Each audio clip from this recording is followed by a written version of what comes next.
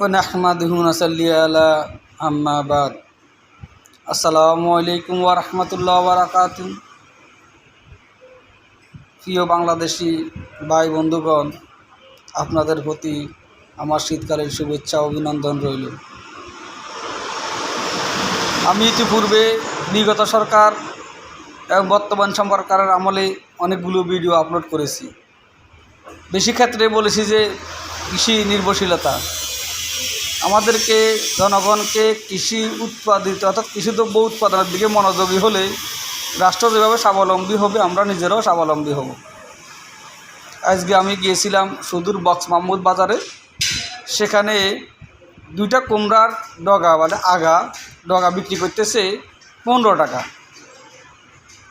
ওখানে বাজারে অন্য অন্য দ্রব্য যেমন এক মুঠা ধনিয়া পাতা সেখানে বিক্রি হচ্ছে 20 টাকা।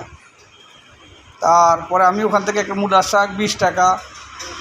তারপরে আমি ওখানে দ্রব্যমূল্য মোটামুটি কৃষকের পক্ষেই আছে, হয়তো কোনো কোনো ক্ষেত্রে জনগণের নাগালের একটু বাইরে।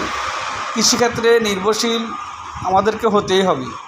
আমরা যদি কৃষিক্ষেত্রে নির্ভরশীল হই, আমরা আমদানি অর্থাৎ আমরা ভারত থেকে যেসব দ্রব্য রপ্তানি করি এগুলো আমাদের আর রপ্তানি করা লাগবে না। আমাদের সক্ষমতা আমাদেরকে বৃদ্ধি করতে হবে, চাষাবাদ বৃদ্ধি করতে হবে।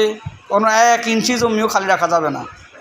তাহলে দেখা যাবে কি, আমাদেরকে যারা ভয় দেখায় তাদের খাদ্যদ্রব্য উৎপাদিত খাদ্যদ্রব্য আমাদের দেশে না পাঠালে আমরা খাইতে পারবো না, বরঞ্চ তারা, আমি বলবো যে তারা তাদের এই উৎপাদিত দ্রব্য নিয়ে বিপদে পড়বে। আমাদের ইনশাআল্লাহ আল্লাহর রহমতে কিছু হবে না। আমি সকলকে বলবো, শিক্ষিত অশিক্ষিত বেকার যে যেখানে আছেন, আপনি মাস্টার ডিগ্রি পাস করেছেন, আপনি ঘরে বেকার বসে থাকার কোনো দরকার নাই। কৃষিখাতে যদি কাজ করেন সেক্ষেত্রে আপনার মাস্টার ডিগ্রি কমবে না, বরং সেটা উত্তর বৃদ্ধি পাবে, সম্মান বৃদ্ধি পাবে।